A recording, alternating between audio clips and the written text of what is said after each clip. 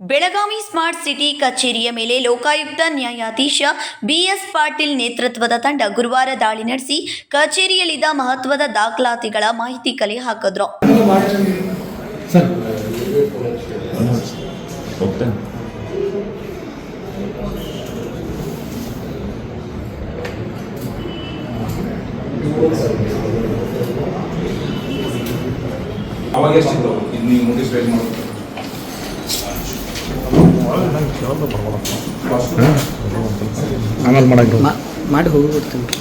Belagavi smart ಸಿಟಿಯಿಂದ ಕೈಗೊಳ್ಳಲಾದ ಕಾಮಗಾರಿ ಹಾಗೂ ಹೊಸ ಯೋಜನೆಯ ಬಗ್ಗೆ ಮಾಹಿತಿ ಪಡೆದರು.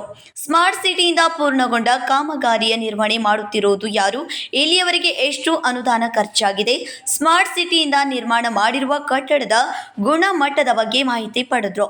ಕಳೆದ 2 ದಿನಗಳಿಂದ ವಿವಿಧ ಇಲಾಖೆಯ ಕಚೇರಿಯಲ್ಲಿ ದಾಳಿ ನಡೆಸಿ ಕಚೇರಿಯ ಅಧಿಕಾರಿಗಳಿಂದ ಮಾಹಿತಿ ಪಡೆಯುತ್ತಿರುವ ಲೋಕಾಯುಕ್ತ ಅಧಿಕಾರಿಗಳು ಸ್ಮಾರ್ಟ್ ಕಚೇರಿಯ ಪರಿಶೀಲನೆಗೂ ಮುನ್ನ ಮಹಾನಗರ ಪಾಲಿಕೆಯ ಕಚೇರಿಗೆ ಭೇಟಿ ನೀಡಿ ಎಷ್ಟು ಜನ ಅಧಿಕಾರಿಗಳು ಕಾರ್ಯನಿರ್ವಹಿಸುತ್ತಿದ್ದಾರೆ, ಪೌರ ಕಾರ್ಮಿಕರ ಸಂಖ್ಯೆ ಎಷ್ಟಿದೆ ಎಂದು ಪರಿಶೀಲನೆ ನಡೆಸಿ ಕಡತಗಳನ್ನು ಪರಿಶೀಲನೆ ಮಾಡಿದ್ರು.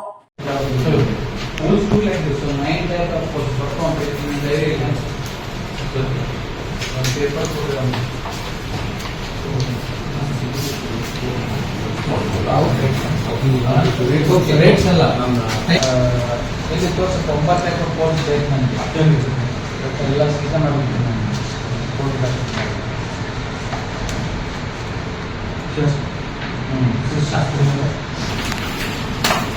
ಅದೆಲ್ಲ ಮಾಡ್ತೀನಿ ಬಟ್ ಇದೆಲ್ಲ ತಗೋಬೇಡಿ ಫೈಲ್ ತಗೊಂಡು ಹೌದು ಎಷ್ಟು ಟೋಟಲ್ ಎಷ್ಟು ಕೋರ್ಸ್ ಪರ್ಚೇಸ್ ಮಾಡಿ ಎಷ್ಟು 43 crores